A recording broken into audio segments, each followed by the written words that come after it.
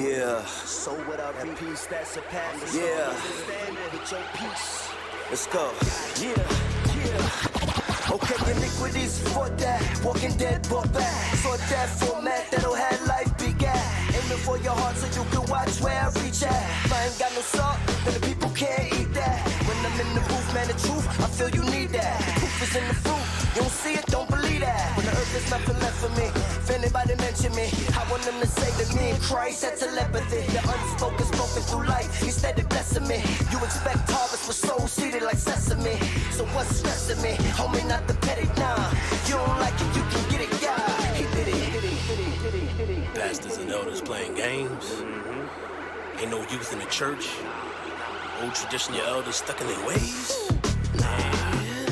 Ain't nobody really talking about deception today. And how the saints say, yeah, seem like they forgot how to pray. Then they claim to search the scriptures, but don't do what it say. Let the blind lead the way, let the lamb go astray. Then you got these so-called shepherds that be sleep at the wheel. Don't be spitting the whole truth, cause they just want you to feel like the Holy Ghost is moving and we break for the meal. What's the deal? Start to kneel. This is fake, keep it real. And what you gonna do when your probation is closed? And then the judgment roll around and now your sins are exposed. You best seek out the truth for us, you know how it goes. You'll be lost with your woes and your faith decomposed. Whoa. Yo, what's going on with the church today, man? It's not a building. It's people in the building, but we're a body. We're a body. They tried to keep us at bay by barricading the door. Now we up in the building, you already know what for. Restoration to restore the church. We a body, not a building. Bringing forth that word, that's what he sent us for. Hip-hop not dead, they just don't play it no more. Shorty wanna be a thug, I don't get it, what for? The game ain't the same, they don't hustle for it no more. And I was part of the blame too, it's a revolving door. It's all about who you know, and can you get to. For one, it's a business now, not about salvation. Why? Or saving souls, they can care less. Long as they pockets on swole, they consider themselves blessed. Yes, they said rapping wasn't holy, it's not worship, it's not allowed. Not now, not ever. Man, whatever. We rockin' the crowd, fishermen the mint, reeling the mint. We up in here. Excuse me, pastors. Before I make you go, I would be remiss if I didn't let you know your mom's the hoe by the hoe. I mean that harlot or raiden, purple and scarlet, riding on that beast and wrong. Now corrupted cause she departed from the truth that she possessed at inception. That's when she started. Now she tricking folks, your time booty stinking, just like she farted by booty. I don't mean buttocks but treasure. Taking and warrior, how was Shaq gon' flip the script? You a soldier, go grab your sword. The truth is not this here reality. Maritime admiralty is what they got us living, encrypted in full duality. What you ain't know, opposition is governed by principalities. Immortals in verbal combat, fatality to their fallacies and shit. All praise to the Most High Yah. The Wada Yahweh Bahashim Yahweh Shah.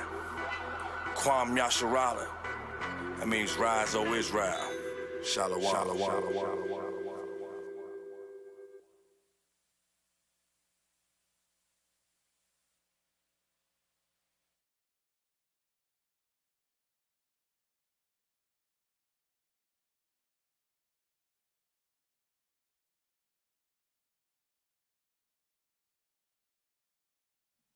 Hey, welcome. This is Real Talk 101 Devil Exposed on Sunday afternoon, 2 to 4 p.m. Hosts are back in the building. I'm Mr. Brad Trammell. This is Mr. Orlando Boyd. And on a week-to-week basis, we give y'all real talk, man. We talk about the past week's conversations with the Most High, revelations, readings, prayers, anything that he's communicated to us. We come here and we chop it up. And we do so underneath the unction and the guidance of the Holy Ruach HaKodesh, the Holy Spirit, which gives us knowledge, wisdom, and understanding into all things, as Yahushua said he would do. And we ask that our viewers say a silent prayer to themselves, asking for this same Spirit to dwell within them to give them discernment. Because you may hear some stuff you ain't never heard before. We could be lying to you. We could be talking about anything. You go on a lot of shows, a lot of podcasts. Barons be on that joint talking about anything, giving their opinion, and sometimes it'll sound like fact based on the way they said it, but you never know unless you fact search for yourself. So here we encourage that, because we all about the truth on this show, man. We don't play around with that. We open up talking about prayer requests, say a word of prayer, and then we testify, and then we go in, and today's going to be none the different, man, none the different. How's it going today, bro? What's going on with you? Man, you know, blessed to be here. Going through the motions like everybody else, you know, week to week struggle, day to day. But, you know, I can't take nothing away from the Most High's goodness. You know, he's still blessing. He's still showing us that there's still more to learn. Yeah. We can still be taught. Never get to a place where you feel like you know it all and there's nothing left for you to gain as far as information out of this thing. But man, I'm curious to see what he do today.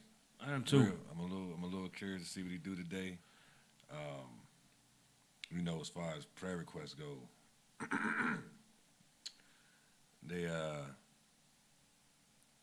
couple people, you know, abruptly.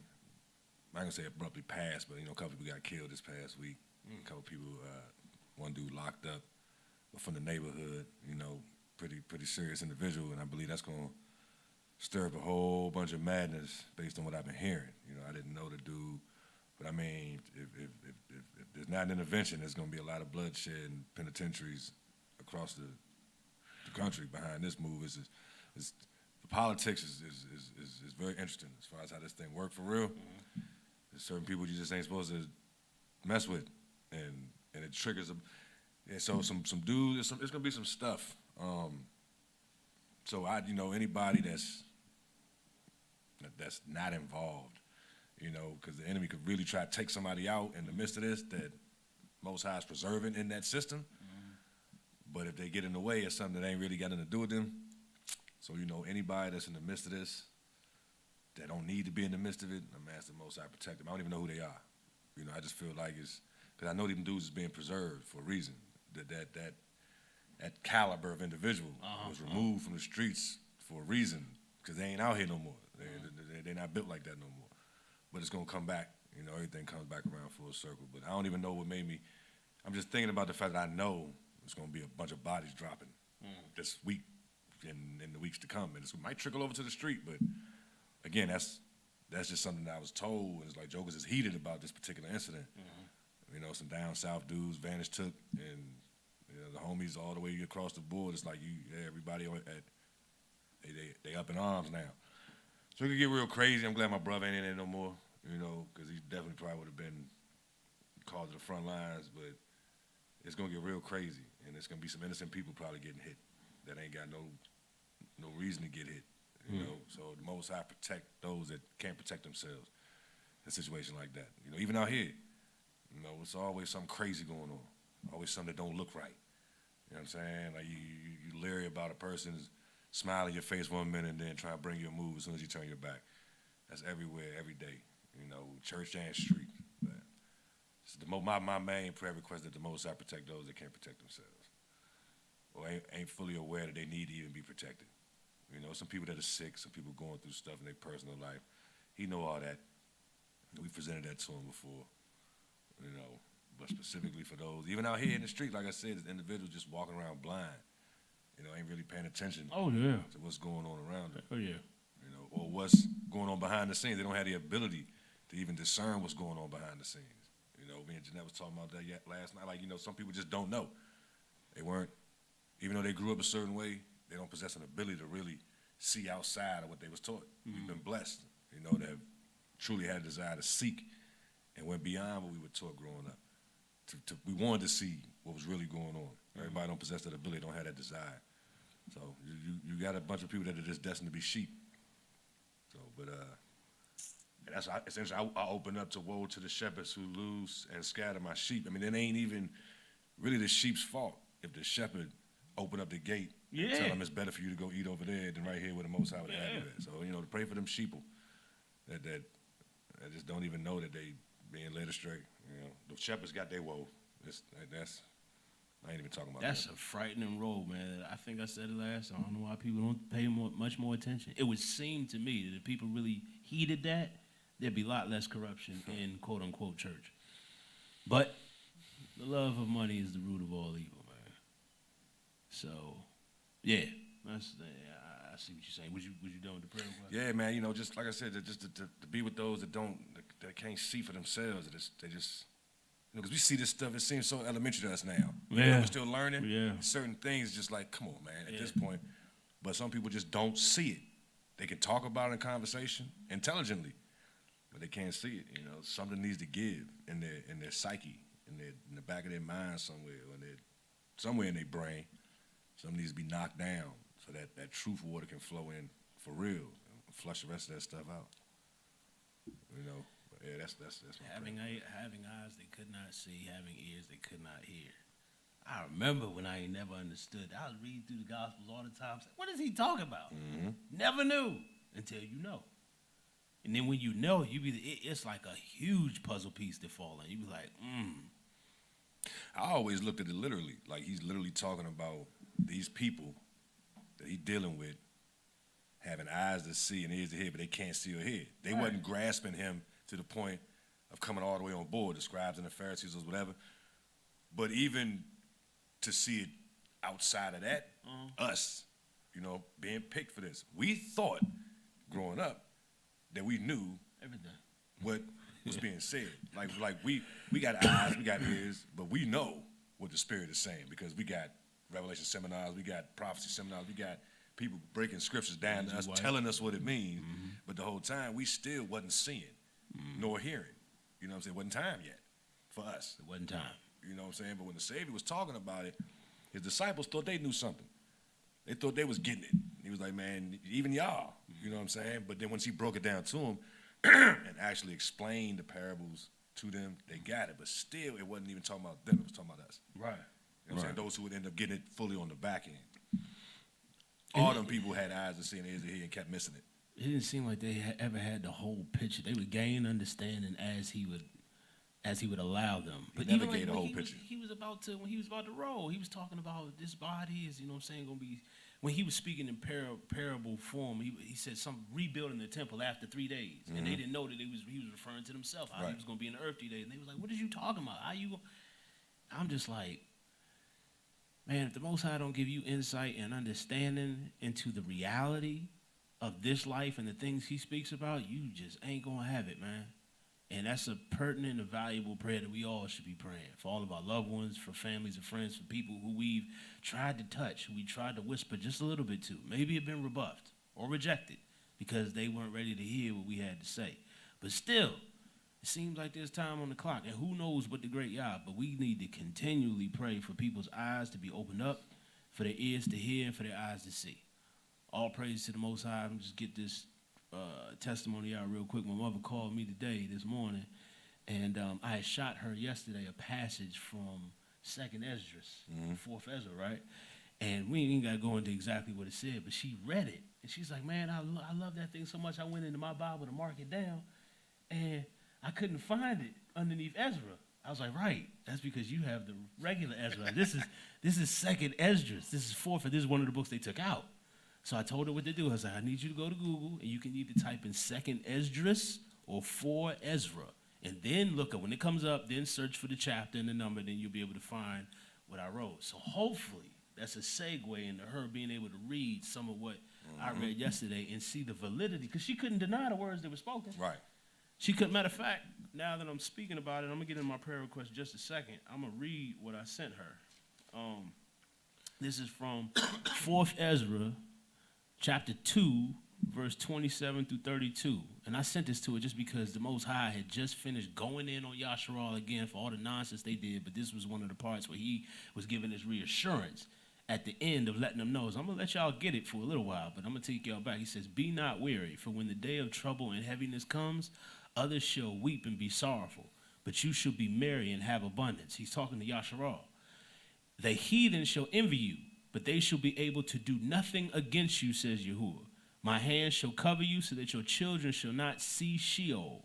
Be joyful, O mother, with your children, for I will deliver you, says Yahuwah.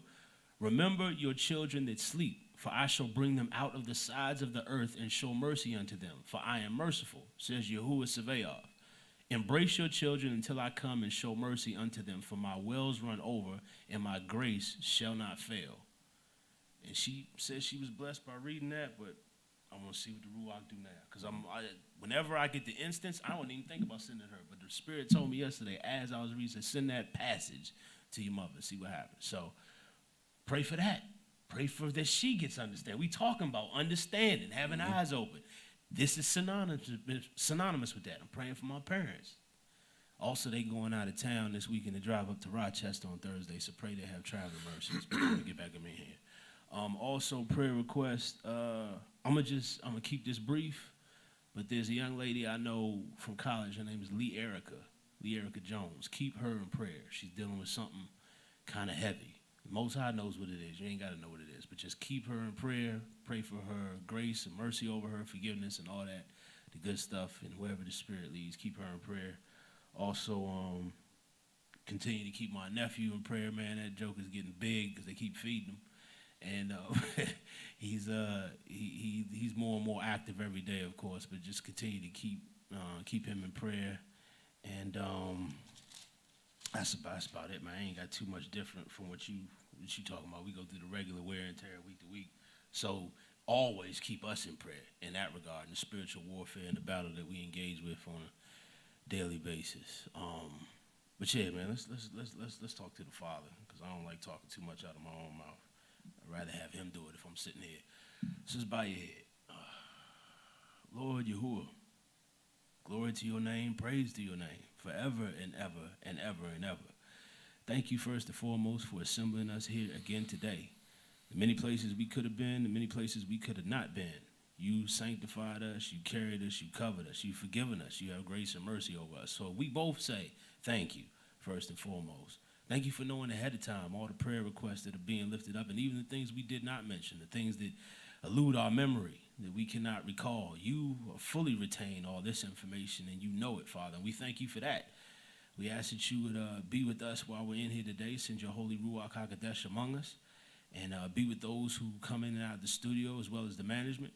But speaking to the fact of the prayer request that we specifically lifted up, you know about the issue that Orlando brought up in regards to someone who may have experienced some violence, who was locked up, man, and there's repercussions and revenge is stewing in the minds of those who were in support of this individual. You know what lies ahead for this week. We ask that you protect all those who are unaware, all those who are innocent, that they not be collateral damage to violence. And we pray, if it is possible, that you stay even the violence, because you allow the demons to provoke these thoughts in these minds so that actions can be taken. But you can also cause all that to come to nothing. So all these plans that man can put together, they can all be fruitless and come to naught just by a thought of your mind. And that's essentially what I'm praying for, y'all, because real life, man, I ain't trying to have no more Yasharal whooping up on Yasharal. I ain't trying to have no more of the brothers of the tribe taking one another out. I'm tired of that. It's been like that. It was a part of the curse. We understand why that's in place, y'all, but I'm asking personally, in the name of Yahushua HaMashiach, that you seesaw that nonsense. And common ground can be found. And let not ignorance pervade in the minds of your sons, man. The ones you chose, who you've known since the beginning, Father. I'm praying over them right now. And I continue to pray that prayer, not only in this situation, but in multiple situations that I know nothing about, but you know everything about. I also pray for the enlightenment of the minds of the masses, especially your children, who neither know you, nor have heard you, nor have seen you. They don't pay nothing, they don't pay no attention to you, because the world has gathered them up, and you know that this is the case. I'm asking that you not only collectively gather them when the time is right, but also collectively gather their minds and shine your light upon them, because we're going to be forever in darkness if you do not shine your light of wisdom, knowledge, and understanding towards us. We just ain't going to see. So I'm praying in that regard, not only for brothers and sisters that I don't know, but especially for our family and for our friends that we do know, who are searching, who maybe are now paying a little bit more attention because they see the signs of the times occurring all the time around them. Maybe they are waking up right now. I'm asking and I'm praying, Father, that you do your good work and your good will through them by your Holy Ruach HaKodesh. I ask that you be with, my folks as they travel this weekend. Continue to be with Arian and Brandon and Ush as they develop him, they bring him up. Continue to be with the rest of my family. Be with, my pops as he's trying to figure out the situation with the window that just got broke from the storm. And all those who are still being affected by the outages, if there are any, Father, please be with them also. Thank you for hearing and answering our prayers. And, lead us into this week as you would see fit. Excuse me. In your name I pray. Amen. Yeah, man, just testifying. I know the title of the program today is Refuge in the Storm. And, of course, for those of you who listen to us on a regular basis, you know the multiple directions the Ruach can come in that area. Refuge in the midst of the storm. There was a mighty storm this week, and this is where I got the idea when it came to me. There was a powerful thunderstorm that came, I think it was like, what, Tuesday or Wednesday, something like that? May have been. One was definitely Monday. One was Monday. I think it was Monday because I was leaving work. No, it was Tuesday. Tuesday after work. Yeah, it was Tuesday because my parents were at least without power for 48 hours. They thought it was going to come on the next day, but it actually took an extra day, and that took them to Friday. But yeah, man, it was a powerful storm. You know, it started off hailing from what I could see from my patio window and door, and then the lightning was rolling, thunder like I ain't never heard or haven't heard in a while. And the whole time I'm watching all this torrents of everything falling, nothing is breaking down in my area. We stay with power because my development is fairly new. But as I'm watching this, I'm like, man, I recall in the scriptures where it says the voice of Yah itself sounds like many thunders or the rushing of many waters. I recall the scriptures that talk about how he created the lightning out of fire and water combined, and the fire doesn't put out the water, and neither does the water diminish or extinguish the fire. That's what lightning is, according to the book of 2nd Enoch. And so as I'm thinking about all this, I widen my mind or my understanding of not just the storm, but the storms that are happening in my life. It does not take long for anyone who is Kodashim or who has been awakened to the truth to look around them and see the multiple storms going on in the world that everybody seems to be oblivious of. But yet and still, in the midst of those storms, we can retain peace because we know who is in charge and who controls the storm, who at the very utterance of a word can cease all these things. And of course, I remember the parable in the Gospel of Luke when in verse 22, and I'm going to just read it real briefly. It's a story we've all heard before, but it's so brief but very powerful in the same way. In Luke chapter 8, verse 22, it says, "Now it came to pass on a certain day that he went into a ship with his Talmudim, or his disciples. And he said unto them, Let us go over into the other side of the lake. And they launched forth. But as they sailed, he fell asleep, and there came down a storm of wind on the lake. And they were filled with water and were in jeopardy. And they came to him and awoke him, saying, Rabbi, Rabbi, we perish. Then he rose and rebuked the wind and the raging of the water, and they ceased, and there was a great calm. And he said unto them, Where is your faith?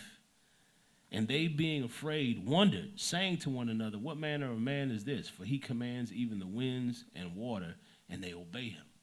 Now, I know in the book of Mark, they even captured the phrase that he said, Peace be still, just as a word. And I'm telling you, those words right there, peace be still, those are the words that come to my mind literally by way of the Holy Ruach HaKodesh when things start, when the storms in my life start getting to going. Like this week, I had a couple mishaps. I had a bill that I found out was due since January, and I had interest and fees accrued.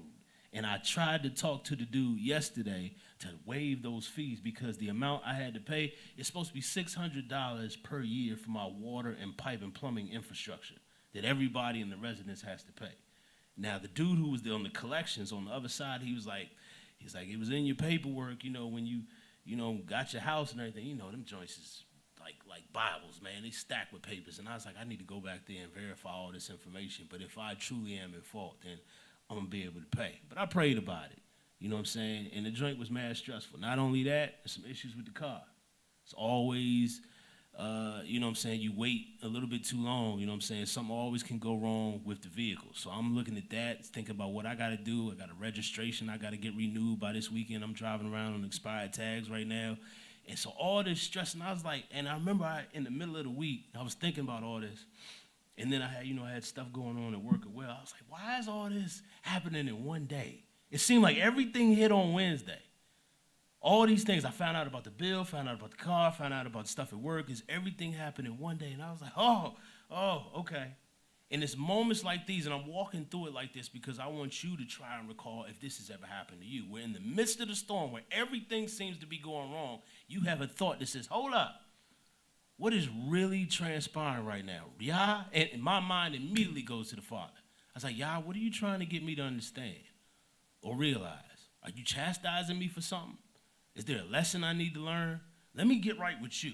Because if I come to my Father, who rules everything, and he gives me the word of what's going on, or he sends me peace to be able to handle and ride this storm out, then I'm cool. I just want to make sure I'm not out here alone. And just like the disciples were in the same boat with salvation himself, when water was coming in the boat, I'm thinking about that. I'm like, how are you sleeping at the bottom of the boat and there's water coming in the boat and you don't wake up? Like, if somebody pour water on me while I'm asleep, I'm waking up. But he didn't wake up. Maybe sometimes I used to play sleep when my mother would come in the room and ask me to do chores. What if the Savior was playing sleep just to see how they would act? Mm-hmm. See, yeah, I feel the rain. I can hear the wind. I'm sure it's loud. We're talking about a great storm and a tempest, and the boat is rocking, so it can't be too comfortable. And he's like, let me just see how these dudes act. And they wake him up talking about something. Rabbi, we perish. He rebukes the nonsense, creates a great calm in the silence. Then he asks the very pertinent question, where is your faith? Now, we've had thunderstorms in this area, and everybody knows going into August and in September, they're only going to increase and get a little bit more heavy. We know that. But we don't know what else is about to happen, especially on the worldwide stage. And there's a lot of people who are afraid, silently, who are panicking, who have no refuge. Maybe their houses are built on sand and not on the rock. But the question is constantly asked, where is your faith? Where is it? And I just want to remind everyone, first and foremost, that if you don't get nothing else from this, that the same one who allows the storm controls it. And the same one who allows and controls the storm also provides refuge in the midst of that storm. He didn't say the storm wasn't going to come at all. There needs to be a storm sometimes to wake us up. If everything's calm all the time, we're always in paradise and the sun is always shining, then what need have we of the Father? We're in bliss. We're self-sustaining. We're okay. We don't need anything. But it's very dangerous when we get like that. So the Most High allows some storms to impact our lives from time to time to let us know and remind us that we need him. So what is after looking at the definition of storm, right? Mm-hmm. It took me somewhere I never would have considered. What does it say? when you see a refuge, right? Uh-huh. The Most High being that refuge, you where'd it go? It was just right here. Refuge. Where'd it go? Refuge right here. It says a place of safety from trouble or danger, right? A place of safety from trouble or danger. A shelter or sure retreat. Second one is one who or that which protects or defends from danger or difficulties as a small elevated platform at the crossing of a crowded street. Right? What? That's the example? Think about what's being said, right? Okay. It says, the second one who or that which protects or defends from dangers or difficulties as a small elevated platform at the crossing of a crowded street. Small elevated platform to cross. I'm seeing that.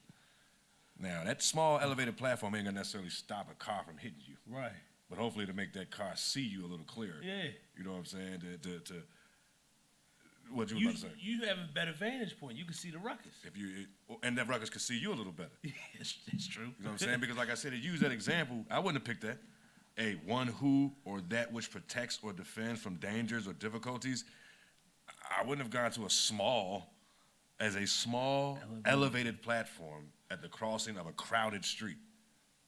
At the crossing, you in the middle of an intersection. Exactly. And now, is it crowded with cars? Is it crowded with people? Either or. You know. It's traffic. High traffic. A crowded street. Yeah. Right? That's the refuge. Now check the storm part out. Okay. An elevated platform, you know, this would trip me out about the storm. A violent disturbance of the atmosphere. A violent disturbance of the atmosphere. Like it ain't got to be weather. I like that. That could be an argument. Yeah. If your atmosphere is being disturbed, so it could be some. I'm not trying to be funny necessarily, but it could be some violent gas from someone else that disturbs your atmosphere. Right. You know what I'm saying? It could be a lot of different things. It makes it a lot more general. A violent disturbance of the atmosphere, accompanied by. Okay, well, this makes it more specific to weather. a violent disturbance of the atmosphere accompanied by thunder, lightning, rain, snow, or the like. Figuratively, anything like a storm, anything like a violent shower, as a storm of applause, right? So the second one, this was really a storm of applause. Yeah. You know, something that's disrupting the atmosphere though, the noise, the commotion. But the second one, an outburst of passion. This is a storm. Second one, an outburst of passion or excitement. An outburst of passion or excitement. Semicolon. Any violent commotion. An outburst of passion or excitement. That's definition of a storm. We can go a lot of tons of ways Exactly. with that. I mean, there are good storms and bad storms. Depending on how you look at it. It's depending on How you look at it. But he's a refuge in the midst of all of that. He's a If you need sure an out. protection, right? If you need an out from it. Oh yeah, What was yeah. it, Joseph ran in the midst of that storm, that commotion that was taking place with him and Bathsheba. Slim ran, left his clothes and everything. He got out of there. You know what I'm saying? He went to seek his refuge in the midst of that storm. You know what I'm saying? That storm of passion. Because Shawty kept assailing him. You know what I'm saying? Every time she got an opportunity, she was trying to throw herself at him. Yep. Disrupting his atmosphere. You know what I'm saying? The only place he really had to go hide, or the only place he could really get protection was the Most High. When any other human being was like, Slim, you crazy, man. Yeah, she trying some ass, Joe. You might as well go ahead. You know what I'm saying? Yeah, from the interpretation we get in Jasher, she's something vicious Yeah. to defend yourself against, man. Anytime a youngin coming at you like that, you got to run out the room. It's you ain't got to say no more. But look at how she plotted on him when he told her no. Yeah. The extent that she went through to get him jammed up because he told her no. You know what I'm saying? That's what it say. A woman scorned. Yeah. Is it you Ain't nothing worse. man. Hell hath no fury. That's what they say. Hell hath no fury. So they put a mean joint together to get him jammed up. But his prison sentence ended up being a blessing because that's what the Most High needed him at. Yeah. Away from her. Away from her, and so he could be there for the baker Right. and the butler when they came through, or the cupbearer or whatever. Yeah. And he got the jail in order. Yeah, that's right. He was made overseer while he was down there. She came down there trying to mess with him too in the She brought him beginning. some food and some other stuff, didn't Yeah, she? she was like, "I'll get you out of here if you recant. You sleep with me. I'll say the word and you can come up out of this joint." And he was like, "Yeah, I was saying no and you got me in this joint. I ain't gonna say no to get out of here. You crazy? Nah." So say yes to get out. and as much as the chosen were accosted by women, why would we conclude that Yahweh wouldn't go through the same thing? we know he did now. We know he You did know what I'm now. saying? But look at what his his ancestors went through, how they were confronted with these women, Samson, Delilah, you know what I'm saying, Joseph, Shaw. Then it go, it's just more females than Well, that. that's the strongest storm the man can go through. Everybody know that. Men do. It's like, young, the biggest test you gonna have is gonna be brought through a woman, man. But what do you do when that storm of passion creep up? You gotta look for that that small elevated platform. You better pray you have refuge, bro. You know what I'm saying? I never looked at it like that though. Me bro. neither. I ain't never hear that second definition to where it could be. I like the definition of disturbance in the atmosphere. That's extremely significant. It could be a spiritual storm. Yesterday, I watched Truth Unedited's video talking about CERN and actually what CERN is and what they do there. CERN is an organization to where they have a large machine called it's called the LHC, a Large Hadron Collider or something like that. I don't know how to say it. But what they're essentially doing, they're creating storms to break into a new dimension. They're taking particles, nanoparticles, and slamming them into one another as such a force, and then they're monitoring and measuring the data from those explosions. And what they're doing is trying to see if they can break into another dimension by crashing enough atoms. They want to mimic They call it a Big Bang. the fallacy that they call the Big Bang. They're trying to see if they can create something by doing that. And that's a storm. Because they're going to be successful. The word already predicts that they're going to be successful in doing it. And they're going to create a disturbance in the flipping atmosphere. And one of the wildest things that video showed me, and if you want to check it out for yourself, go on YouTube and look up truthunedited.com. Just type in that whole thing, all one word, truthunedited.com. All his videos will come up. The most recent one is about CERN. But one of the parallels that he brought that I always was thinking about, but it was just a blessing to him confirming. He was like, yeah, we already have a mindset to accept it. Because in all of our entertainment, it's shown us what's about to happen. And we think it's fun fiction. Thinks it's exciting. All the Marvel movies, all that stuff that they show, all this wild stuff that's happening in them, and I was once going to see them as well. But I stopped after a certain point because I saw what was happening. But they are preparing us to be comfortable in a storm where there is going to be sure danger. And we're going to think we're safe without refuge. That's the point I'm trying to bring up. Can you imagine that? Can you imagine just being in a storm, it's thunder and lightning, and you walking around with a metal pole with nothing on top? You just walking around and say, somebody told me to carry this with me through this storm. Lightning going all over the place. And you think that you have safety and refuge in the midst of this storm, and you don't have it, making it easy for the storm to take you out because you ain't got no refuge. It's something, man. It's real. It's really wild, man. But I like that definition. I never considered that before.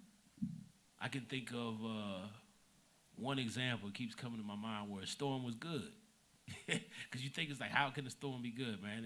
I think I've told this story here before, but I went whitewater rafting a couple years ago with my family, and it was about a 5-hour little excursion along this whitewater raft in northern Maryland. And the first half of the trip, we had good weather. It was like 70, 80 degrees. It was real pleasant. But we ain't had no rapids. So we in whitewater rafting boats, and, we going just floating down the river in a raft. So we enjoying everything, but a lot of us who wanted the experience of, battling the rapids, we weren't getting that. So we was bored. We got halfway to the trip, and they allow us to have lunch to where everybody pulls their boats over or whatever, and they go in this little enclave, and they got sandwiches and stuff that they provide for you. We all did that. When we were leaving, we actually had to leave 10 minutes prior to the time we were supposed to take off because our guide says there's a storm rolling in, and we need to be on our way. Now, we have 2.5 hours left on this river before we come to the conclusion. So we gonna get hit with the storm. And when I saw them storm clouds rolling in from way down the river, and as we kept going, they got closer, darker, bigger, and then the thunder started going. When that rain started falling, torrential rain poured with lightning, it made the experience of whitewater rafting so incredible because it was the adrenaline rush that we needed. I'm talking about it's pouring rain and we're battling rapids. With we could barely see the boats in front of us, but the craziest thing was none of us in the boat were scared. We were excited. We was like, because this was what we wanted. And it added to the experience. And when we made it to the bottom of the river, when the rains and the storms cleared up, everybody was talking about it for the next 24 to 48 hours, man. We went back to family reunion when we met up with the cousins and family that didn't go maybe because of age or whatever. That's all anybody could talk about. Even at that night's Vespers, we all gathered around and we talked about the storm on the whitewater rafting river. And it made everything, I was so thankful. And there was a lesson in that, man. Sometimes you need to embrace the storm. It ain't gonna be what you think it's gonna be. Stop judging everything by appearance. Just because you see dark clouds and lightning and everything, you're gonna look at it and be fearful. When the Most High said he ain't give you no spirit of fear, you're going to look at that thing and meet it with the confidence and with the faith that you should already have because you know who you're rolling with. I know where my refuge is. Very important. I'm never going to forget that experience in my entire life, man. Good storm. It was a good storm. Got any examples of storms, bro, that you've been through recently? Or? Man, I'm constantly in a storm. I was trying to think of an example of a good one. Right. You know what I'm saying? But I don't have. I mean, well, considering that one of the examples was such as, as far as the disruption or disturbance of the atmosphere, and they use applause, took my mind, I was talking to my father last night, took my mind back to that Men of Honors joint, right, and how they would say that they had never seen an ovation like that. That disrupted my atmosphere. Yeah. And I wasn't expecting, I was telling my father, man, we was ready to leave, flat out. No boo. I know y'all have heard us talk about it before. He's out the door. This man sitting there trying to figure out where he gonna get his ribs from. I was looking at my phone, looking for food. I'm like, man, I'm gone, Joe. We got our little pen. That's it. I know it ain't enough. It ain't enough of those little awards down there. It's too many people here. Yeah. That to have anything to do with us. Yeah. I'm gone. And as soon as we was getting ready to leave, as soon as the mind was made up to roll, that's when they called our names. We got in that joint. Apparently, got the biggest ovation that they've seen up to that point. Man. In this Men of Honor joint, blew my mind. I'm telling my father, you know what I'm saying, when the Most High chooses to honor you, allow yourself to be honored. You know, he got a blessing in place for my father when he come home. I ain't going all that right now. But my father, Lil Larry, I'm like, yo, you got to be able to see why the Most High is doing what he's doing. Again, I want to go into it, but I'm not. Cause if he make the move, I'll get a testimony. Okay. You know what I'm saying? But I'm not going to speak too much to it before it happens because I see he battling with it, but I want him to see the blessing that Yahweh has for him across the board. And he ain't going to be too far from his house. He's only going to be 2 doors down.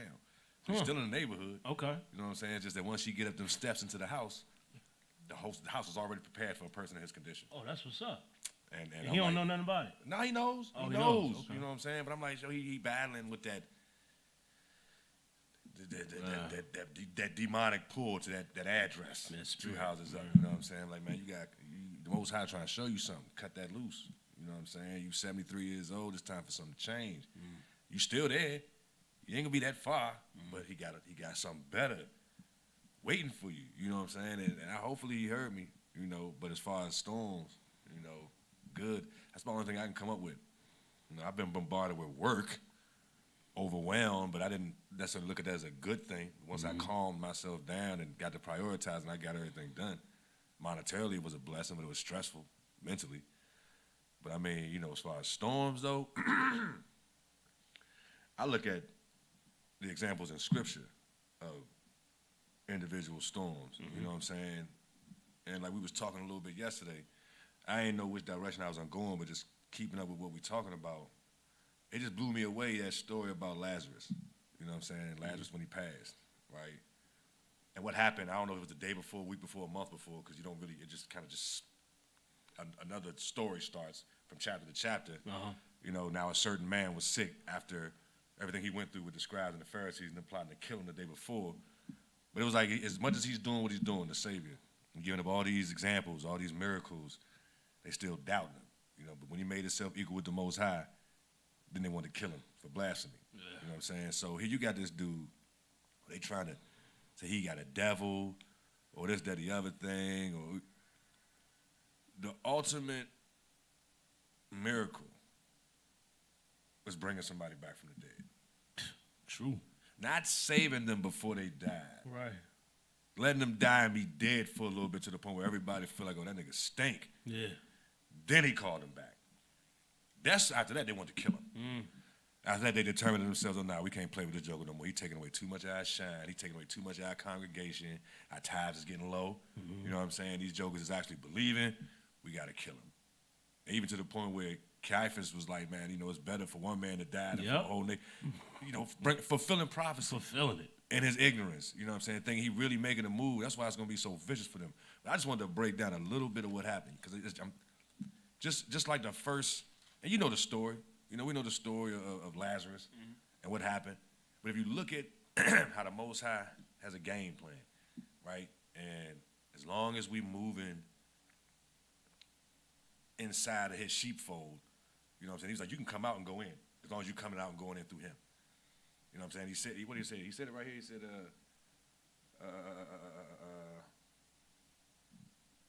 no, I'm not going to try to find it because that's not one of the points I was making. If you come back up, no man take it from me. No. Anyway, you got the word coming to the Savior that Lazarus. Now a certain man was sick. John chapter 11, verse 1. Now a certain man was sick named Lazarus of Bethany, the town of Mary and her sister Martha. It was that Mary which anointed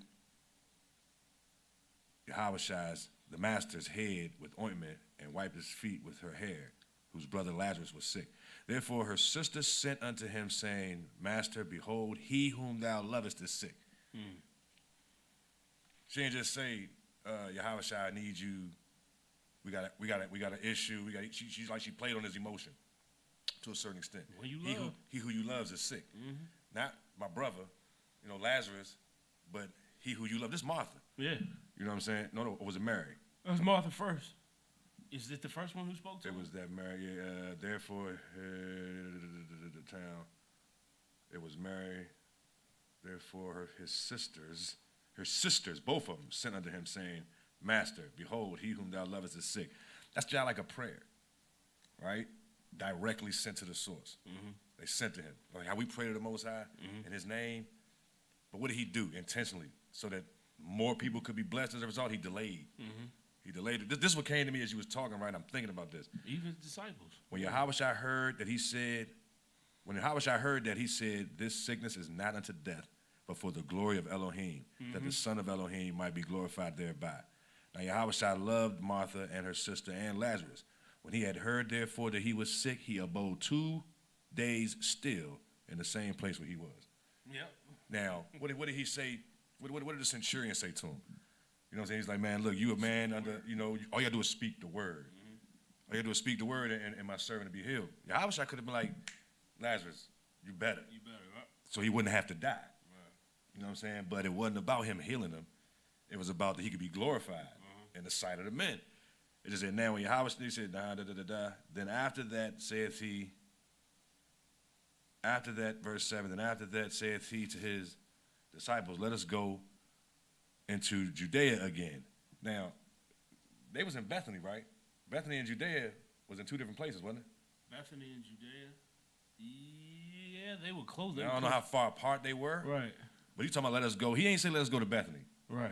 Let us go to Judea. His disciples saying to him, Master, the Jews of late sought to stone thee. Right. And goest thou there again? Like these jokers just tried to kill you.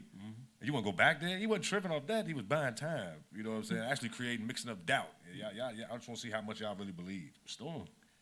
Preparing the storm. You know what I'm saying? Stern, Yahushua answered, are there not 12 hours in the day? If any man walk in the day, he stumbleth not, because he seeth the light of this world. I ain't really know. If you got someone with, but if a man walk in the night, he stumbleth because there is no light in him. That Josh, does your read different? What verse? That's 9 and 10. No, it says, Yahushua answered, are there not 12 hours in the day? If any man walk in the day, he stumbles not because he sees the light of this world. But if a man walk in the night, he stumbles because there is no light in him. Now, You got it being said to Yahushua, why go back to Judea when they try to kill you there? His response is, are there not 12 hours in a day? If any man walk in the day, he stumbleth not because he seeth the light of this world. But if a man walk in the night, he stumbleth because there is no light in him. Was he talking about the fact that I'm the light and I got 12 homies with me? You know, what is he? Because other than that, I don't understand why he said that in response to what was said to him. But I've never considered that answer to that specific question. It's like, are there not 12 hours in the day? Because before it says, sought to stone you. Why you want to go back there and they tried to kill you? Hmm. And that was his response to them. So, I mean, I don't know why he responded like that. Maybe somebody... I need to cook on that a little bit. I'm not sure why he spoke. Because it's like it's clear. I'm thinking it's daytime then when he wants to go. He's like, he's not going to travel at night. But that response doesn't even allude to that too much. But if a man walk in the night, he stumbles because there is no light in him. Maybe it's because he is the light. Because he said that he is the light. That's one thing that he definitely did say. So, and it said, these things said he. And then it's just, and after that he said unto them, our friend Lazarus sleepeth, but I go that I may awake him out of his sleep. Right, and that's why they wasn't tripping about leaving later, because they said, okay, he's just sleeping. Yeah, and once he said that, about death. But what the message was that he who thou lovest is sick unto death. You know what I'm saying? So it's like death was imminent. Yeah, so Martha and Mary had sent to him. You know what I'm saying? So then he said his disciples. Then said his disciples, if he sleep, he shall do well. Now, these dudes been with this guy. They've been with this guy, and they still aren't being allowed to fully comprehend. They're with him and aren't being allowed to fully comprehend. And here we are 2,000 some years after him. Man. Just getting the full understanding of what he was doing and what he was saying and what he meant. But there's a lot of people out there banging that understanding like they really got it. And people are cool with that. But the ones that was with him, they ain't even get it. So it's a lot more. Howbeit Yahushua spake of his death, right? But they thought that he had spoken of taking a rest and sleep, which technically he was, because death is a dreamless sleep, if you want to tie all the pieces together. But they thought he literally meant he was asleep. Then said Yahushua to them plainly, Lazarus is dead. He just flat out was like, listen, man, y'all don't see it. Y'all can't read between the lines. I mean, the Joker dead. He's in his tomb. He said, and I am glad for your sakes that I was not there, to the intent ye may believe. If he was there, he would have been expected to save him and not let him die. Mm-hmm. If he was there, there's no way in the world he could have died with the life giver present. It wasn't even about that. Sometimes you got to die. Sometimes it's meant for you to die so that so more people can be blessed once the Most High bring you out of that. Oh, man. Literally call you out of that storm or that tomb or that enclosure that you've been trapped in lifelessly, so that other people around you can finally be free themselves. Then said Thomas, well, and I am glad for you. Say, I'm glad for your sakes, 15, that I was not there to the intent ye may believe. Nevertheless, let us go unto him. 16. Then said Thomas, which is called Didymus, unto his fellow disciples, let us also go that we may die with him. Now, I don't know if that's intelligent or ignorant. I don't know if that's just extremely profound or just extremely I'm not sure why they said that. You know, so we can die with him. Die with him. Then when Yahushua came, he found that he had lain in the grave for 4 days already. Bethany was nigh unto Jerusalem, about 15 furlongs off. And many of the Jews came to Martha and Mary to comfort them concerning their brother. Then Martha, as soon as she heard that Yahushua was coming, pay attention to this, went out and met him. But Mary sat still in the house. Then said Martha unto Yahushua, Master, if thou hadst been here, my brother had not died. If you'd have been here, he wouldn't have died. But I know that even now, whatsoever thou wilt ask of Elohim, Elohim will give it thee. Yahushua said unto her, thy brother shall rise again. Martha said unto him, listen how she tried, fake like she knew what the Savior was talking about. Martha saith unto him, I know that he shall rise again in the resurrection at the last day. Now here she go, fake exhibiting faith. If you was here, he wouldn't have died. So you know you got the power over death. He right here in front of you. And then he telling you, you know, your brother gonna live. Yeah, I know he's gonna live in the resurrection in the last day. So you still don't even want to exercise that faith to the point of saying, all right, well, since you're here, do something now. I know if you were here, he wouldn't have died. So now that you're here, we gotta wait till the last day to get him back. That don't even make sense. And you talking to the life giver. That's frighteningly unfaithful. Because, I mean, because in one sentence, you're contradicting the faith that you just spoke about in the previous sentence. And he's right there. Right in front of your face. And I don't want to backtrack too much, but the fact that the Yahusha said before, the fact that he told him, he said, I'm glad for your sakes I wasn't there so that you may believe. He told the disciples that at that point that they still don't believe. In other words, it's like, y'all know me, but y'all still don't believe. Nobody does. So this brother was allowed to go to sleep so that he would be glorified and everybody would believe. Yeah. I love this strategy. Look at how the picture got painted. Because like I said, in the previous chapter, the Jews, they was trying to catch him up with blasphemy. Because he made himself equal to the Father. You know what I'm saying? But when Martha was like 24, Martha said unto him, I know that he shall rise again in the resurrection at the last day. Yahushua said unto her, I am the resurrection and the life. He that believeth in me, though he were dead, yet shall he live. And whosoever liveth and believeth in me shall never die. Believest thou this? He asked her, does she believe that he's the resurrection and the life? He that believeth in me, though he were dead, yet shall he live. And whosoever liveth and believeth in me shall never die. Believest thou this? She said unto him, Yea, Master, I believe that thou art the Christ, the Son of Elohim, which should come into the world. That ain't what he asked her. It's not. That's not what he asked her. She's proclaiming what she thinks she knows. In the midst of what he's trying to teach. A specific question was asked. Right. Do you believe that I'm the resurrection and the life? And if you die in me, basically you good. It's like she ain't want to admit. Exactly. She's scared to exercise her faith. That's why we don't really want to pray that people's lives get spared because they might still die. Now our faith look like it don't work. So we're going to try to duck the main question and just, tiptoe around it. Well, I believe that you can save. Oh, man. I believe you do love. I believe you're capable of it, but, thy will be done. That's how we hit him. We don't go boldly and ask the Most High to do something against nature. We just say, but if not, just like, but if not. Right. And I'm guilty of it. I'm guilty of it. That's all I can think about right now is how many times I've done it. You know what I'm saying? But look at the example. And this is what she did. And this is what the game plan was, though. He said, believest thou this? She said unto him, Yea, master, I believe that thou art the Christ, which he didn't ask her, do you believe I'm the Christ, the Son of Elohim, which should come into the world. And when she had so said, she went her way. She wrote out she couldn't even stand there no more. She had to get away. She couldn't be asked nothing that serious again. When she had so said, she went her way and called Mary, her sister, secretly, saying, the master has come and calleth for thee. Did you see anywhere where Yahweh said, go get your sister? He ain't go. You know what I think she's doing? She's trying to play more of a guilt trip on Yahusha, because he answered her and responded to her in a manner which she was frustrated with, because clearly she walked off. So he's like, well, I'm going to get Mary to go heap the guilt on him. What did Mary do? Mary ran out there and caused him to cry, because shortly thereafter comes the verse, Yahusha wept. Because why in the world would she go tell Mary secretly, yo, the master's out there, he calls for you, and he didn't call for her? Now, that's true. But look at the interaction that Martha had with the Savior. Okay. Then said Martha, back to 21, Martha said unto Yahweh, Master, if thou hadst been here, my brother had not died. But I know that even now, whatsoever you will ask of Elohim, he will do it. He will give it thee. Yahweh said unto her, thy brother shall rise again. Martha said unto him, I know that he shall rise again in the resurrection at the last day.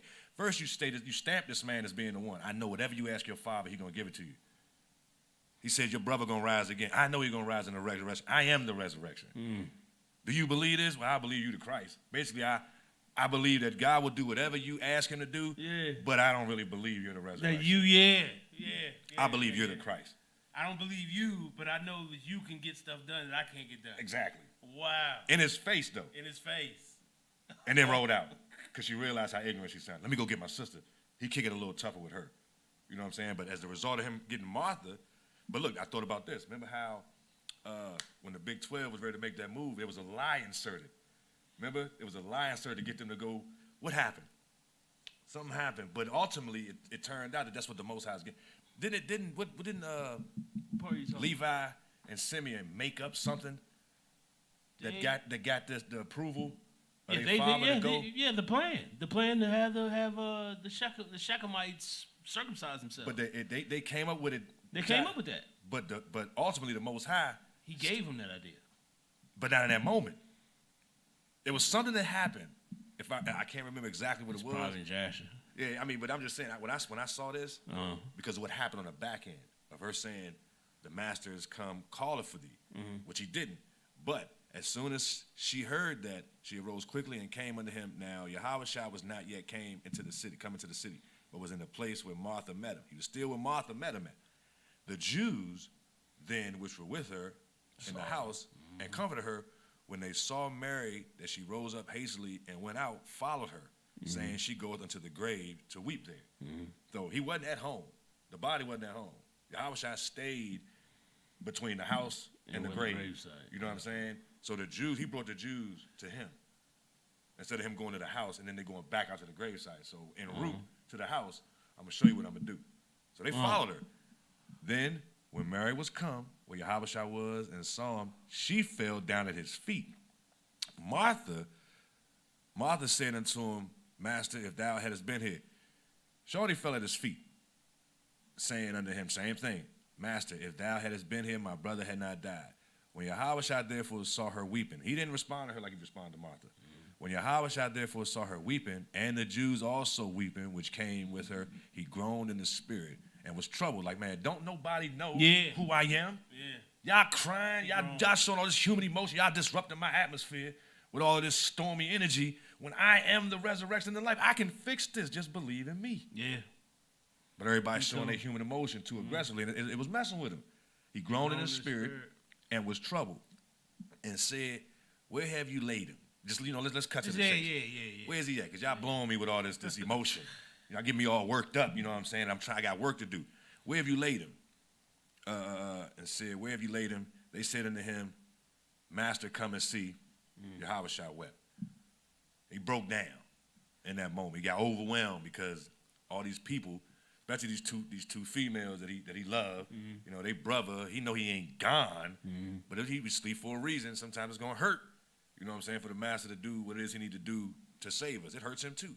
When you say parents say it's gonna hurt you more than it hurt me, and I'm about to whoop your behind, You know what I'm saying? But it's why do I gotta beat you when you should just want to listen to me? You should want to do it. I'm telling you this for your own good. So you making me punish you, that hurts because you don't believe what I'm telling you. You know what I'm saying? He was like, he wept. Then said the Jews, behold, how he loved him. They just so ignorant. You know what I'm saying? They this is the kicker.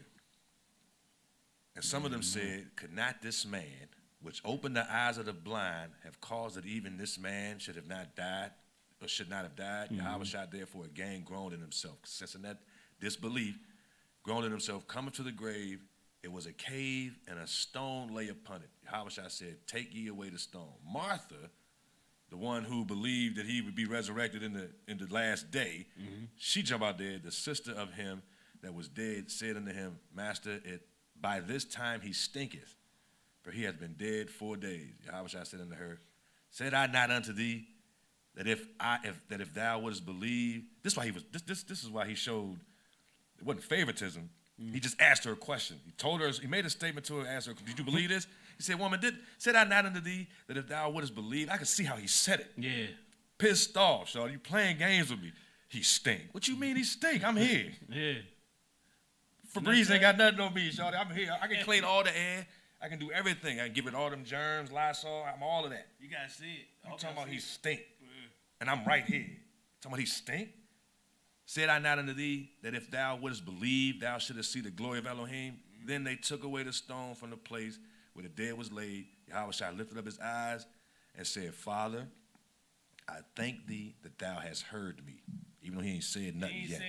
Ain't said nothing yet. He'd already established this when he was told that the dude was sick, what was going to go down. Yep. He already knew that. He'd already communicated that with his father. I thank thee that thou hast heard me, and I knew that thou heardest me always. But because of the people which stand by, I said it, that they may believe that thou hast sent me. And when he thus had spoken, he cried with a loud voice, Lazarus, come forth. And he that was dead came forth, bound hand and foot with grave cloths, and his face was bound with the napkin. Yahweh said to them, loose him and let him go. Then many of the Jews which came to Mary and had seen the things which Yahweh did, believed on him. But some of them went their way to the Pharisees and told them what things Yahweh had done. Then gathered the chief priests and the Pharisees a council and said, What do we? For this man doeth many miracles. If we let him thus alone, all men will believe on him. And the Romans shall come and take away both our place and nation. And one of them named Caiaphas, being the high priest that same year, said unto them, Ye know nothing at all, nor consider that it is expedient for us that one man should die for the people, and that the whole nation perish not. And this spoke he not of himself, but being high priest that year, he prophesied that Yahweh should die for that nation, and not for that nation only, but that also he should gather in one the children of Elohim that were scattered abroad. Then from that day forth they took counsel together for to put him to death. Yahweh therefore walked no more openly among the Jews, but went thence unto a country near to the wilderness, into a city called Ephraim, and there continued with his disciples.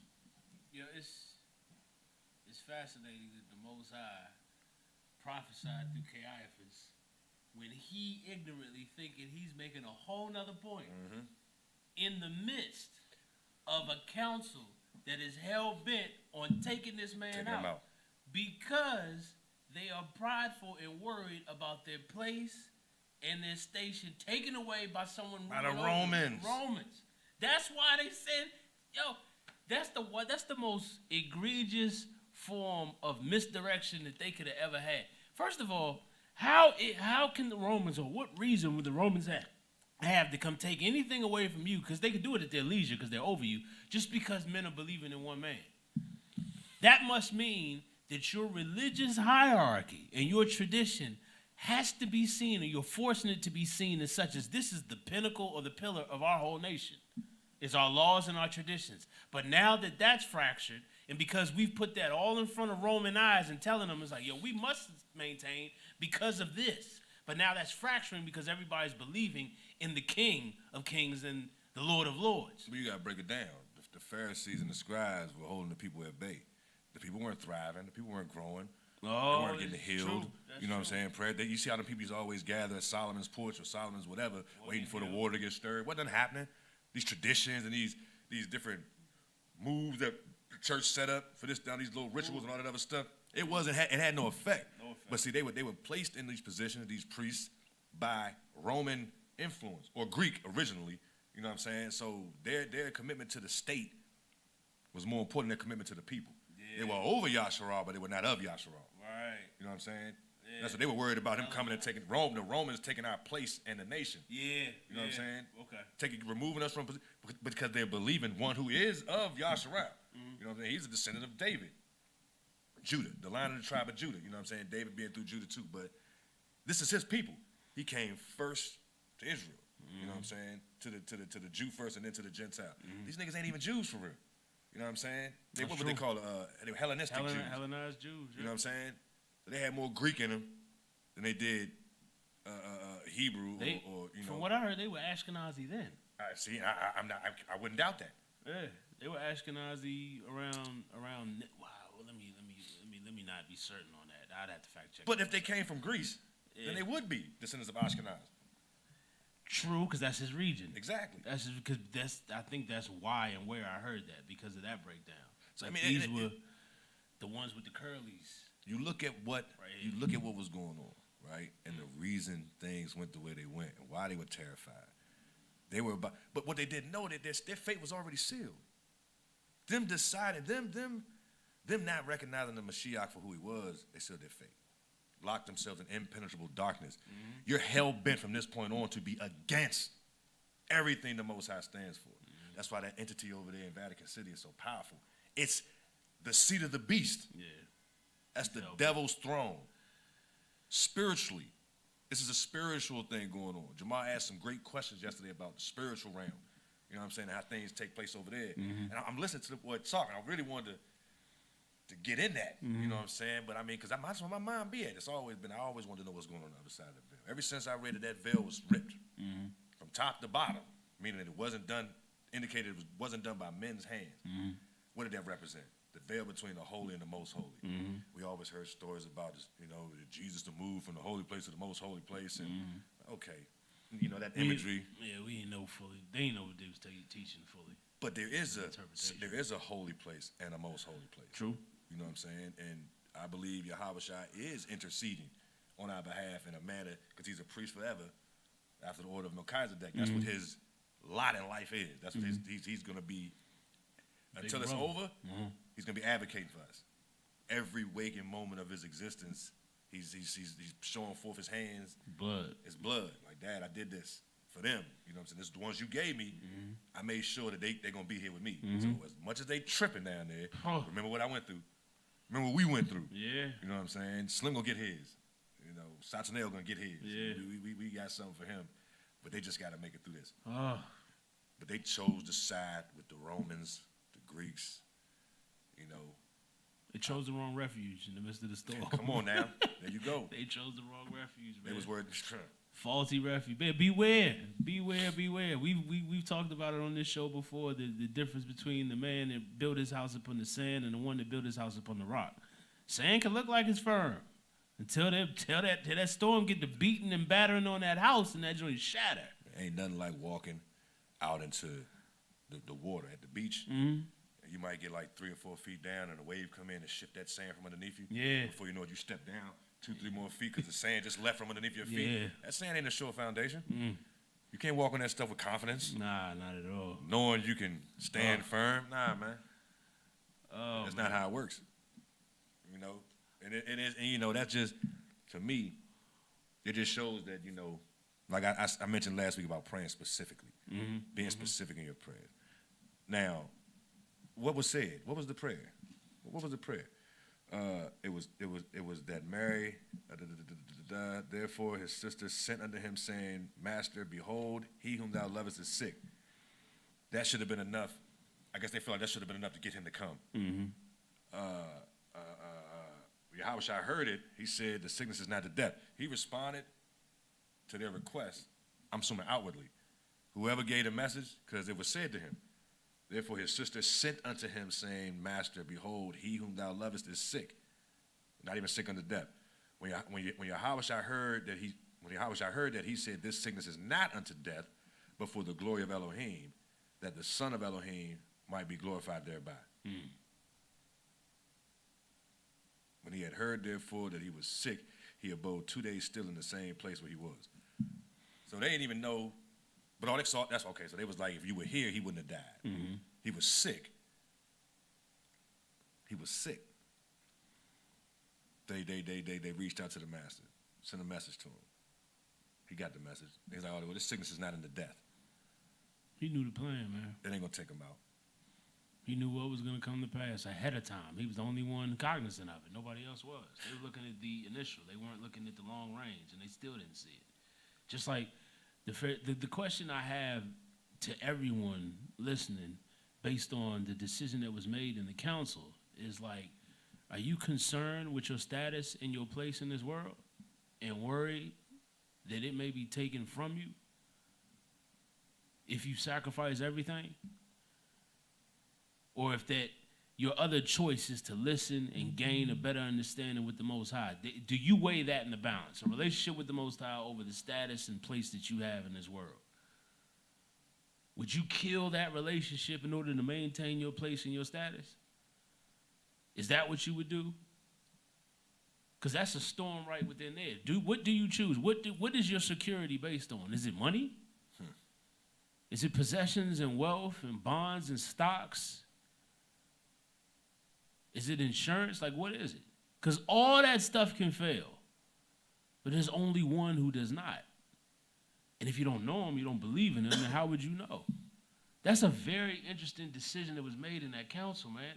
You think about what they considered, and the decision they made fulfilled prophecy. Like I said, it wasn't of him to say that. A conscious decision. Yeah. He made a conscious decision. We might not all be that lucky. We might not all be that lucky to make a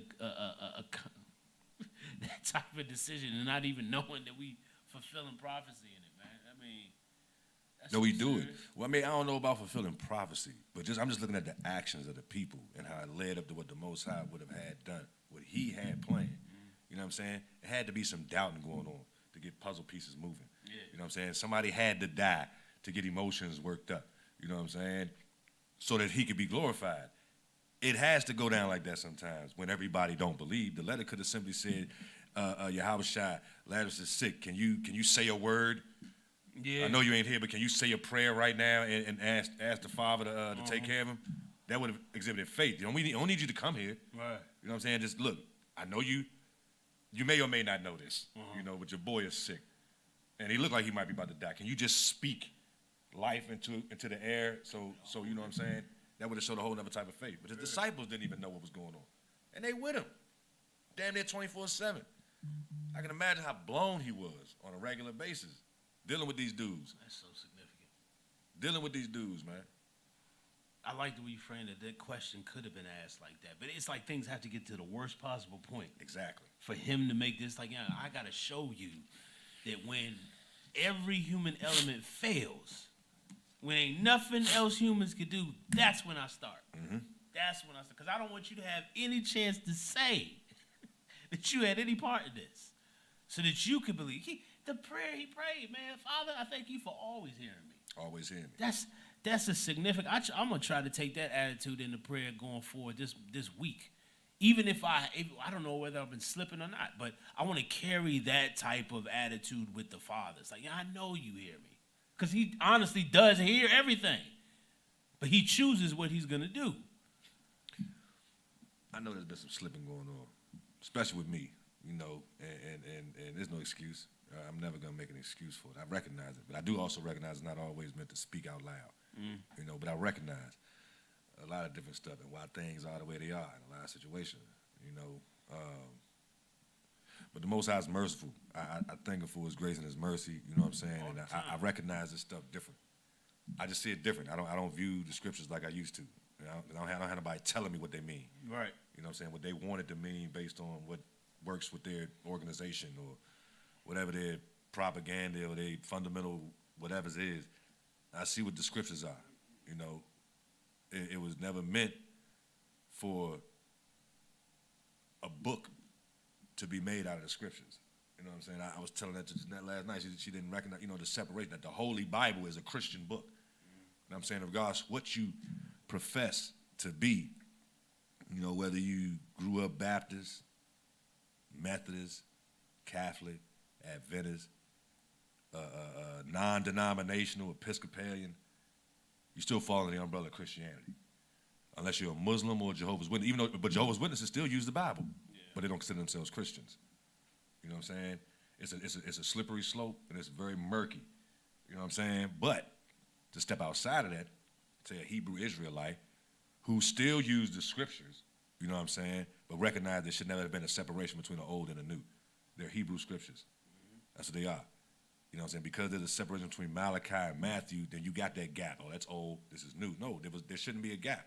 There was still writing going on. There was still incidents taking place. History was still prophecy was still being worked out. It should have never been a separation. Who separated it? Those who implemented and instituted this final phase of deception, which is organized religion, under the umbrella of Christianity. That's what created these 66 books. There should be a lot more. There's more than 66 books in here. Way more. There's less than 66 in this, and this is just the Torah, the writings, and the prophets. You know what I'm saying? But it blows my mind that people won't really break down at this point, in 2022, with all the access to information we got. You don't want to know what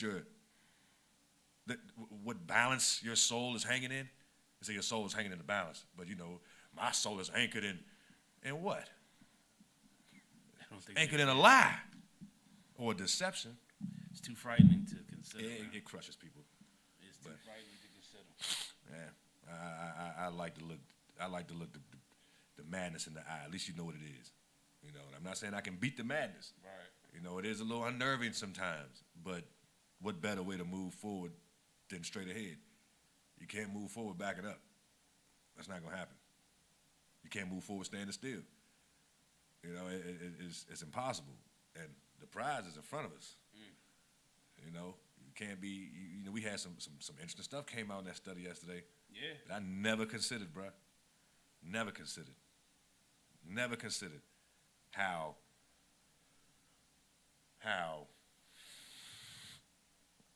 was that Lucifer was so successful in his campaign against the Most High to take a third. But look at his position and look at how he was presented to the rest of the host. The fact that he covered the presence of the Most High, he was a covered cherub, like a kaleidoscope. You got amazing. The glory of Yahweh sitting on his throne, and this dude, he got his wings, you know what I'm saying, veiling him, and that brightness is coming through his chest, shining out, shining behind him. Or if his back, say his back was the Yah, you know what I'm saying, it's still coming through him. So anybody that's looking at him thinking all of them colors and brightness is he's responsible for it, even though they know he's blocking the Most High. And these are angelic beings. These ain't even humans. Look at how easy we are to get deceived. You know what I'm saying? For him to be able to trick them, come on, man. We it's ain't no joke. It depends on how you want to view it, But that's It still blows my mind that the Most High planned for all that too. It's so wild, man. That's why it's good that he's in charge. See, when you understand his character, when you understand his personality, his character, when you understand what he's allowed us to understand of him, it all makes sense. To me, it all makes perfect sense. Why everything, to me, why everything had to act out, why everything had to play out the way it played out. He couldn't, and we've heard it broken down so many times growing up, like why he couldn't just destroy everything in the beginning because everybody would have served him out of fear after that. I mean, I get that, but let's look at it literally. He did a lot of creating before he created man in his image. He did a lot of creating, right? So his level of power should not have ever been questioned. Yeah. Or Period. You don't ever think you can do this because you can't do this. Right. I'm doing this. But before he lashed out on the enemy for jumping out there with him, like, man, I can do what you do. you know what? I'm gonna create a whole scenario where I'm gonna create a whole race of people capable of doing what I can do, but you can't. You know, he can't do it. Right. You know, they were these fallen angels were somehow able to, you know, make their privy parts flesh, I guess, and impregnate these women, but it wasn't what the Most High do. It was like it was a tainted, you know, I don't say retarded or just it wasn't the same. You know what I'm saying? It's you're creating tainted life, not life in its pure form like the Most High gave us. Even though they sinners, you know, we're all born in sin. We're able to create little images of the Most High. Them fallen angels and those women did not create images of the Most High. They created giants. Yeah. You know what I'm saying? These just, I don't know what they looked like, but they weren't in the image of Yah. Right. So the enemy cannot do what the Most High does, but he created a whole group of people so that his plan can be, his real feelings can be acted out. This is my thought. Mm-hmm. You know, even with all the murders that take place, that may be senseless. I'm not saying the Most High is behind the murders. You know, even with all the whatever is going on down here, right? There's an amount of blood that's required for what transpired in heaven. Mm-hmm. You know what I'm saying? I ain't just talking about Adam's sin. The Shaitan transgressed first. You know what I'm saying? He went against the Most High's law first. That's a lot bigger cup that needs to be filled up than the cup of Adam's indignation. Yeah. You know, whatever he did. Yeah, his cup. He was immediately remorseful. I'm sure Adam, just the suffering he had, just seeing things die. He's the first one to see things die. It's human. Yeah. It's in its human form. Mm-hmm. That's a direct indicator of what the Most High is going through. Yeah. You know what I'm saying? Yeah. It's a reflection. Yeah. When the Shaitan bucked, I'm sure it hurt. Like, Slim, I done had you in my presence. Now he didn't know it was coming. Right. Oh, you know what I'm saying? We you know, he knows everything. You know, he sees the beginning from the end. Nothing catches him off guard. I mean, you know, what if he chose to really, literally let things be? Like, I'm not going to try to see what's going to happen with this beautiful creature that I created. He had to have known. He had to at least consider He did. what would be. Because that's why he put all them jewels in his chest and didn't make Michael like that. Yeah, he didn't. Yeah, at least it ain't said. Two different sides of the spectrum. Yeah. Michael covered too. It'd be interesting to see what he did look like, but we ain't got no description. I don't think. That's just so flipping wild. It's something to think about, you know, outside of the traditional. But yeah, I just, you know, y'all keep reading. Please, seeking. Never stop. You know, ask questions. You write stuff down. Even if you don't ask them to us, ask them to the Most High. You know, I advise you not to seek them shepherds out too much more unless they show you that they're doing something different outside of this traditional nonsense that ain't working. But, yeah, man. Ain't any reason to try to film them one time. Yeah. Bow your heads, Most High Yahweh, thank you for allowing us the opportunity to break some bread with you today. Thank you for the examples that you give us in Scripture as to how and why you function the way you function. Again, I ask that you give us the ability to be more direct and specific with our petitions when we need something. Give us the boldness to come to you. Even if the mindset of, we know we're not deserving, but because you picked us and you are our Father, we should at least come with confidence that you hear us. And you called us to you. That's the only reason why we're coming to you. So we should be confident in the fact that whatever it is we're asking, you're at least going to hear it out. And whether you answer it immediately or not, you're going to consider it, whether or not it's something that we even need to have in our lives. So make us aware and conscious of the fact that it's a give and take type relationship, even though you hold the ultimate decision in whatever it is that takes place here. I ask that you be with the prayer requests that went up in the beginning of the program. You know what they are, as well as Carla. You know what's going on with her situation. And be with Jamar and his searching and his question asking and his seeking. Mm-hmm. And fortify that young man's mind to do what maybe nobody else here was created to do. I used to think of myself, but I know I've dropped the ball plenty of times. His hands are a lot cleaner than mine's are. And his spirit is a lot more pure, but his mindset is right. So as you protect that young man and be with his household, be with his mother, you know, give her the the wisdom and knowledge to understand that you're doing something different with that young man. And it's not always needed to be interfered with. Give him the desire to seek you for himself. Give him the ability to talk to you the way he talks to his friends, because you are his friend. Be with our brothers and our sisters, those in the study group and those who aren't a part of the study group. Be with those moving around in the devil's playground, oblivious to what's really going on around them. We don't always pay attention. We don't always take into account the situations we're putting ourselves in, the substances we put in our bodies, what the harm could be. The enemy wants us all dead. And sometimes we just get carried away, myself included. And I ask you to forgive us for all of our slacking, for all of our slothfulness or laziness or our complacency and whatever we got going on. Always keep us ready to receive. Always keep us ready to be a blessing. Forgive me for not being more hands-on with the people that you put in my life, for moving in a reckless direction, a selfish direction sometimes. But I recognize you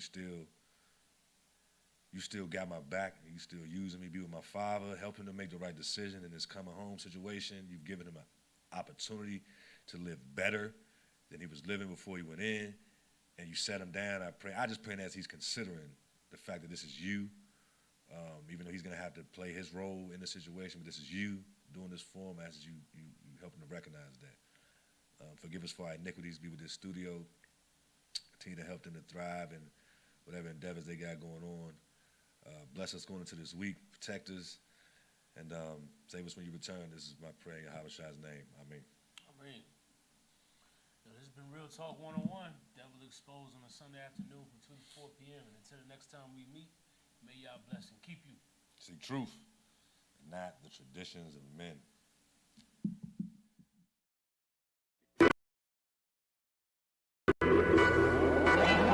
Yeah. So without that peace that surpasses Yeah. understanding with your peace. Let's go. Yeah. Okay, iniquities for that. Walking dead, but back. So that format that'll have life begat. Aiming for your heart so you can watch where I reach at. If I ain't got no salt, then the people can't eat that. When I'm in the booth, man, the truth, I feel you need that. Proof is in the fruit. You don't see it, don't believe that. When the earth is nothing left for me, if anybody mention me, I want them to say that me and Christ had telepathy. The unspoken spoken through life, he steady blessing me. You expect harvest for souls seated like sesame. So what's stressing me? Homie, not the petty, nah. You don't like it, you can get it, God. He did it. Pastors and elders playing games. Ain't no youth in the church. Old traditional elders stuck in their ways. Ain't nobody really talking about deception and day. And how the saints say, yeah, seem like they forgot how to pray. Then they claim to search the scriptures, but don't do what it say. Let the blind lead the way, let the lamb go astray. Then you got these so-called shepherds that be sleep at the wheel. Don't be spitting the whole truth, cause they just want you to feel like the Holy Ghost is moving and we break for the meal. What's the deal? Start to kneel. This is fake, keep it real. And what you gonna do when your probation is closed? And then the judgment roll around and now your sins are exposed. You best seek out the truth for us, you know how it goes. You'll be lost with your woes and your faith decomposed. Whoa. Yo, what's going on with the church today, man? It's not a building. It's people in the building, but we're a body. We're a body. They try to keep us at bay by barricading the door. Now we up in the building, you already know what for. Restoration to restore the church. We a body, not a building. Bringing forth that word, that's what he sent us for. Hip hop not dead, they just don't play it no more. Shorty wanna be a thug, I don't get it, what for? The game ain't the same, they don't hustle for it no more. And I was part of the blame too, it's a revolving door. It's all about who you know, and can you get to for one. It's a business now, not about salvation. Why? Or saving souls, they can care less. Long as they pockets on swole, they consider themselves blessed. Yes, they said rapping wasn't holy, it's not worship, it's not allowed. Not now, not ever. Man, whatever. We rockin' the crowd, fishermen the mint, reeling the mint. We up in here. Excuse me, pastors.